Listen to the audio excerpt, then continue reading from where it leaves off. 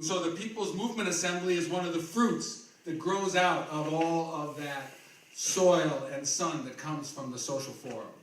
But these things come to us, the Social Forum and the PMA, don't come to us just from Atlanta or Brazil, but they come out of our own history too. Well, my name is Maureen, and I work with the U.S. Social Forum, and I think it's imperative that all of the visionaries, the thinkers, the movers, the believers should start getting yourself ready and on your way to Detroit right now. I think that it's really, really important that since we are going to be at what people call ground zero of many of the crises, that we're actually connecting and building relationships with people in Detroit.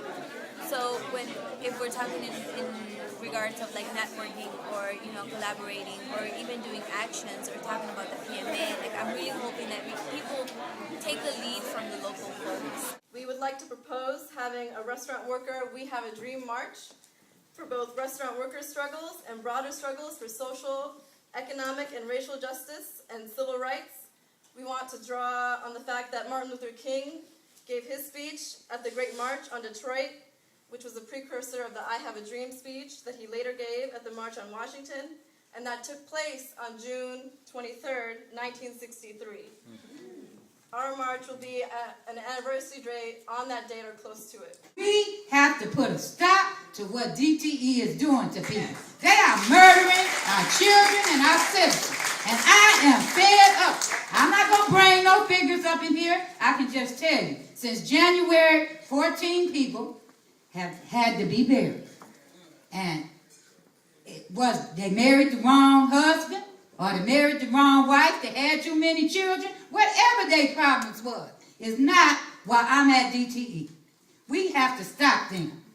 I propose that we do a direct action on Thursday while the Social Forum is here as a sit-in till they start changing their policy. Because we can stand out there in front of their building all day long. I've always been partial to escrow account. So if there's any lawyers in this room with the ball, help me figure out how to stop our money going to these murderers. Go ahead. A payment strike is what we need to do. If we don't stop giving them our money to kill us, they're not going to care. They don't care now. 14 people since January 5th are gone. And half of them are children. Half of them are children. Those children didn't ask to have their gas and light and water cut off. And the only thing I could think of is how are we going to hold these son of a guns responsible for this? How are we going to fix them for this kind of thing? 14 people have died as a result of utility shutoffs. Even though DTE energy is subsidized by federal and state sources as well as private sources, people can make arrangements for shutoff protection, but if they slip once, then their utilities are cut off. We want to raise awareness that utilities should be a human right. And so to do that, we're going to have two actions during the Social Forum led by the Utilities Committee. One Tuesday of the Social Forum before the opening march. Another the Thursday of the Social Forum. During the opening march, I just was notified that we're going to get 14 coffins to march down Woodward. We hope it stays at 14. And if the number goes up, we'll have to get more coffins. To raise awareness that it's a climate justice issue, that we're taking on more burden than we get the benefit of, and that these are illegal policies. The demands will be no shutoffs and a plan where utility bills can be a percentage of people's income. We hope that this has application in Detroit and that it could be used all across the country. Read a resolution.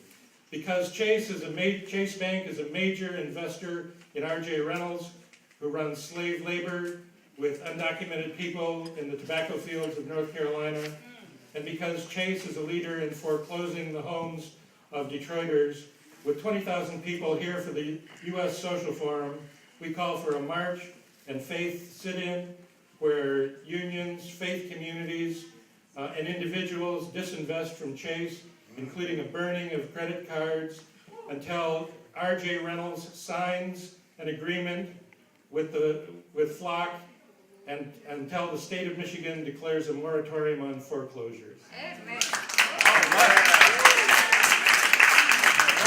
Number one, increase recycling. Increase recycling and create jobs in the city.